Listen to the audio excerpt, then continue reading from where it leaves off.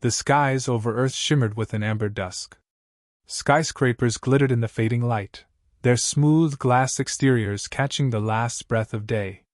Children played in suspended parks high above traffic lanes. AI vendors hummed lullabies in marketplaces. Peace blanketed the world. Commander Ayla Soren leaned against the railing of the orbital garden atop Geneva's sky tower, watching Mars shimmer faintly on the horizon. She rarely found time to breathe anymore. Earth had flourished. Humanity had expanded to 13 colonies, signed 37 interstellar trade agreements, and yet, a whisper of unease still curled beneath her skin. A soft chime cut the silence. Commander Soren. Priority 1 directive incoming. Secured channel. The words froze her. Priority 1 was Earth's highest clearance. Emergency, no delay. She turned, voice clipped. Route to my implant. Now. Instantly, her retinal HUD filled with a data burst. Multiple unidentified gravitational signatures entering Sol orbit. Unscheduled. Silent. No response to pings. She ran for the lift.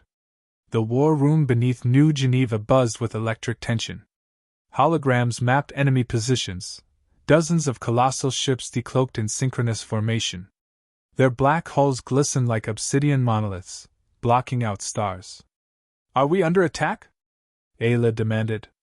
Unknown. But they're not transmitting IFF codes. And?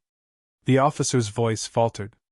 On every screen, a new feed blinked into life, live footage from major Earth cities. New York.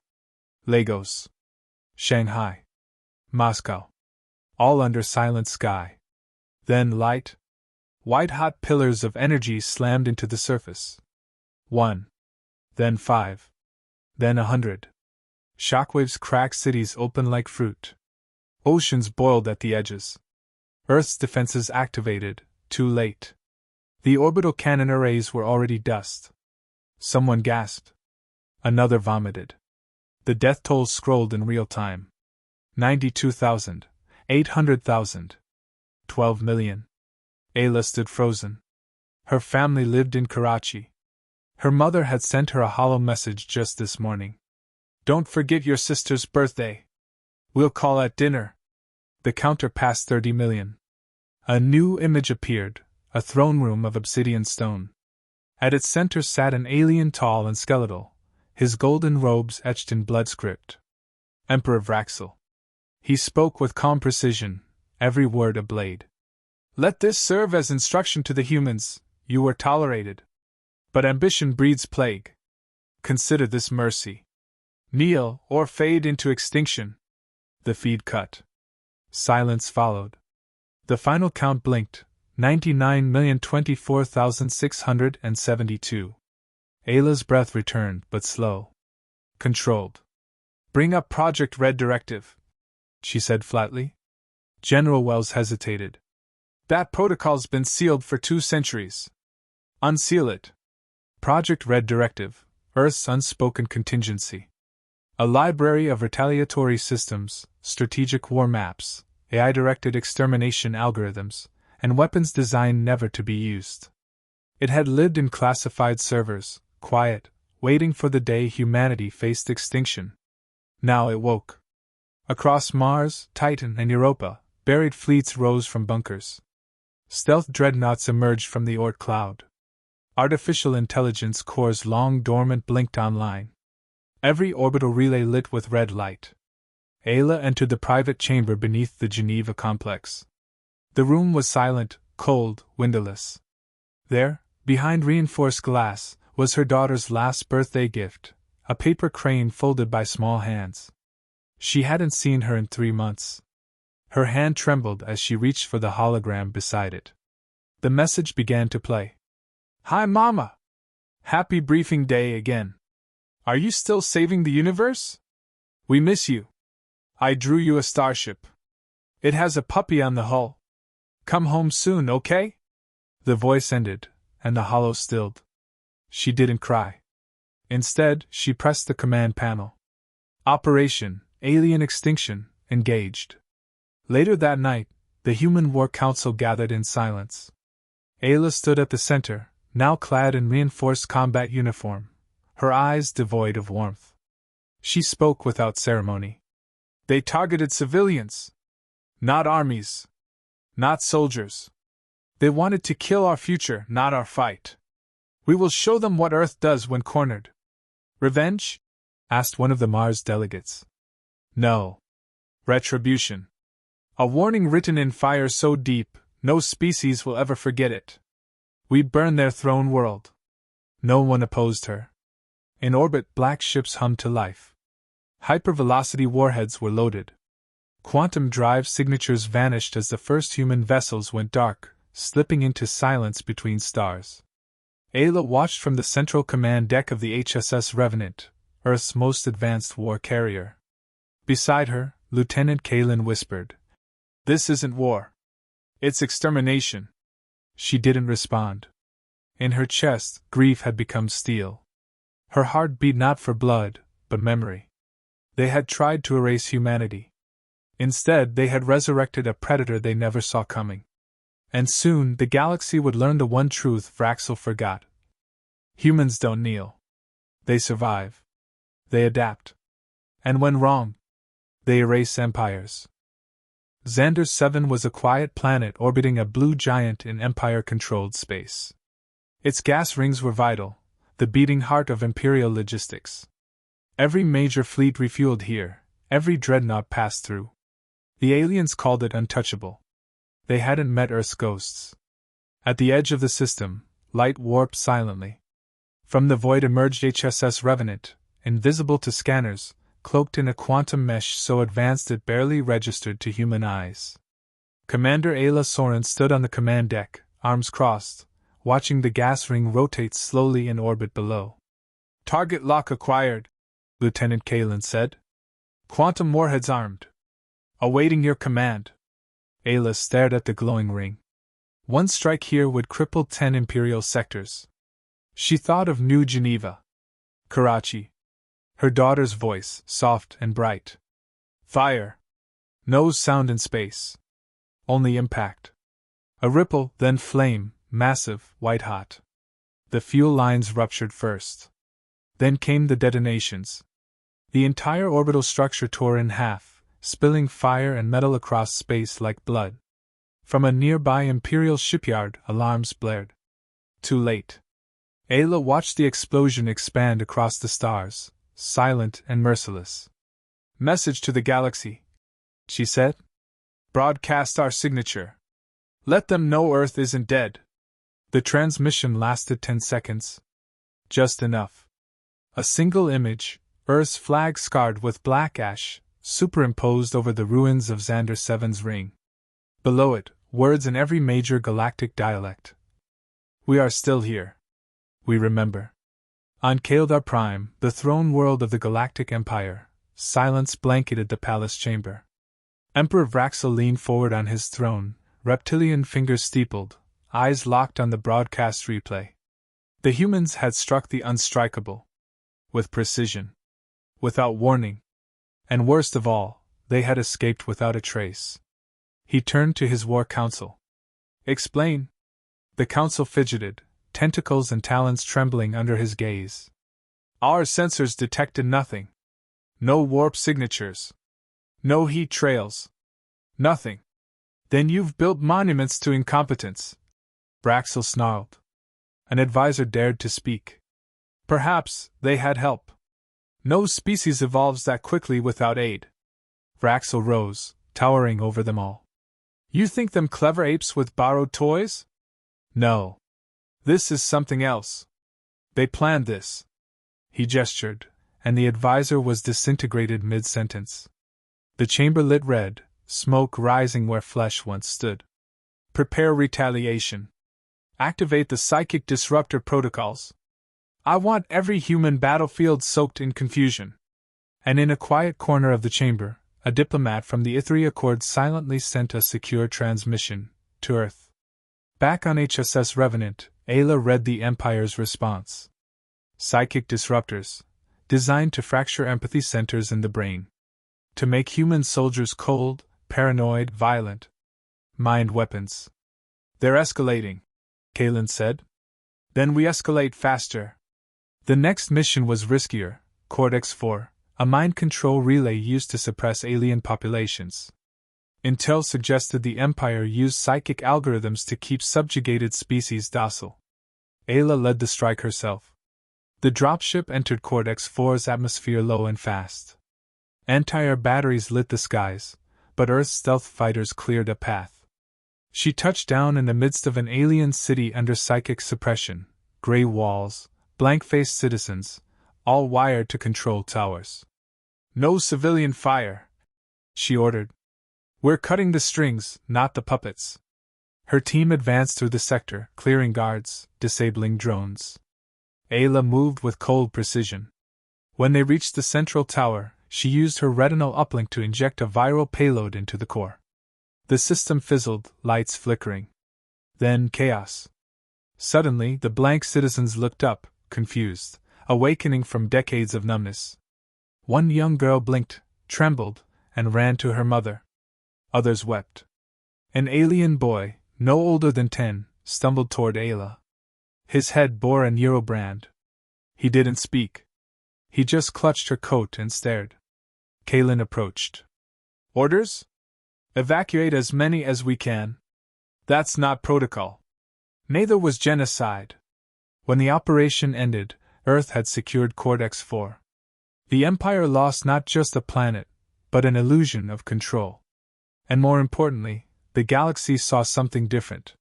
Humanity wasn't conquering. They were liberating. In the command center of Fort Helix, Earth's main military station on Titan, global leaders assembled via secure hologram. Arguments exploded.